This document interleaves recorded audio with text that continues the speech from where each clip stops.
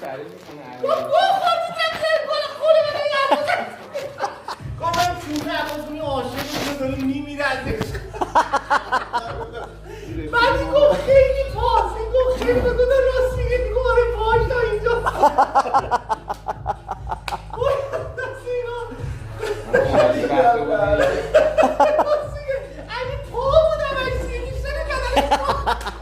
تو هر جمعی هر کی میره با هر دختری صحبت می‌کرد یکی به اون همه رو میشناسن چیزی به اون علی نمیشناسن.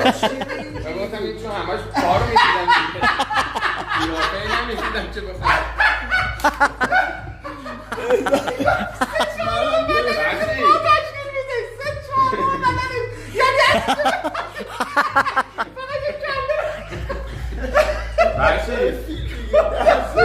خونه علی رفته بودی به کریستی به زنگ می‌زدی تعریف کن نصف شب بلند می‌شد. بابا به منوچه این منوچه سر امتحان یارو می‌خواست بگیره، گفتش که آقا تو بلند چیزی ننویسی، اون فضای خالی رو میگفت دیگه. بعد علی گفت آقا بلند که من کو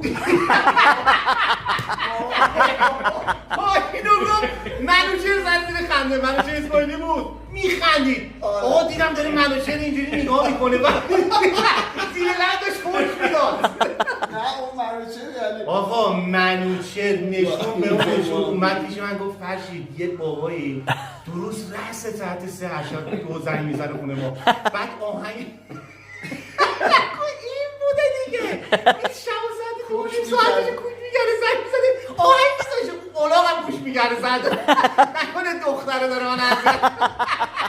تعریف کن خونشون بودی برچی خونشون بودی تعریف کن بلند رضا این دیگه خاطره. ببین میرفتی شب خونشون که ورقی نمازی میکردیم خونشون موندن. آره یعنی یکی ساعت 3 جنازه اینجوری بلند شد ساعت 6 و کاسه خون رفت ضبط رو روشن کرد شروع شماره گرفتن. من چرا میکنم؟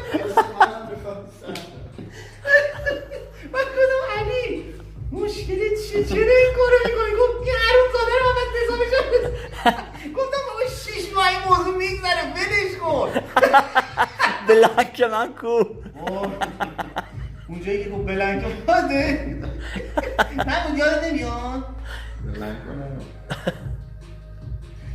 روزا یک شنبه اینجوری میکرد.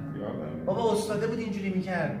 بابا تو میشناختیش برچی که چی واسه گوش کن که قاسم میگفت یارو رفته دنگلینگ اومده تو دنگلی بود اما بالا افتاده تو کله برچی یه دونه جمله درست کرده بود یارو بره از